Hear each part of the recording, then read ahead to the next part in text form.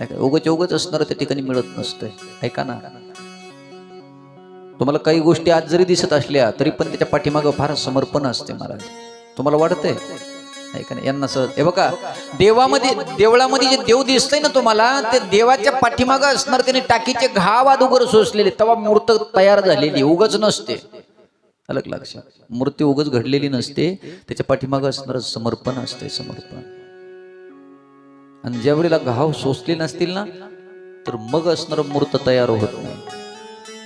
एक दगड एका ज्या वेळेला जवळ घेतला आणि त्याच्यावरती टाकीनं टाकीची हातोडा हातात होता, त्या दगडानं बोलायला सुरुवात केली, बाबा काय अरे मला एवढं लागायले का मार मारतोय.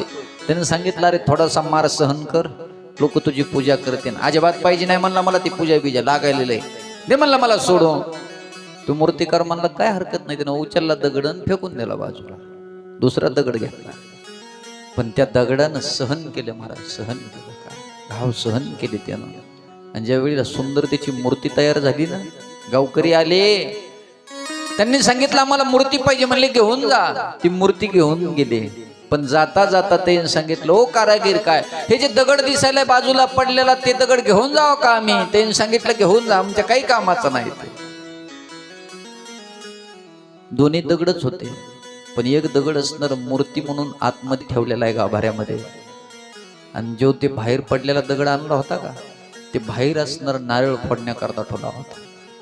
मग प्रत्येक जण याचा त्या मधल्या दगडाची असणार पूजा करायचा, दही दूध तूप अभिषेक व्हायचा त्याचा, लोक त्याच्यावरती फुलं टाकायचे, अत्तर लावायचे, का नाही सुगंध तिथं लावायचे.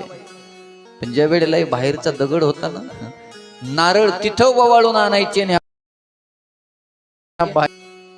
त्यावेळेला तो दगड बाहेरचा बघू लागला, अरे काय त्या दिवशी जर मी असणार ते घाव सहन केले असते, तर हे रोजचे नारळाचे घाव मला सहन करायचे काम पडलं. लोक पेढा आणतात आणि तिथं ठेवतात, आणि नारळ माझ्या डोक्यावर फोडतात आणि प्रसाद तिथं नेऊन ठेवतात. हे का घडतं माहितीये? आज प्रत्येक यशस्वी माणसाच्या पाठीमागं समर्पण कोणी बघायला तयार नाही. तुम्हाला वाटतंय महाराज हे कलाकार मंडळी येतं, हे का नाही, महाराज मंडळी येतं, यांचे पूर्व असणारं जीवन बघा, कष्ट केलेले येतं, हे शिकण्याकरता यांनी केवढं समर्पण केलेलं आहे. हे समर्पण आम्हाला दिसत नाही, आज दिसतंय. महाराज येत आहे का नाही? अरे नाही दादा, ऐका ना, पूर्व जीवन जर बघितलं ना, एक शिकण्याकरता काय येतं हे यांना माहिती. तुम्हाला वाटते महाराज लोकांचं मस्त मजा आहे? नाही, अवघड आहे फार. पूर्वजीवन जीवन बघा त्यांचं, कशी कशी दिवस काढलेले आहेत, कसं कसं असणार. कारण खडे खाल्ल्याशिवाय पेढे खायला मिळत नसतात.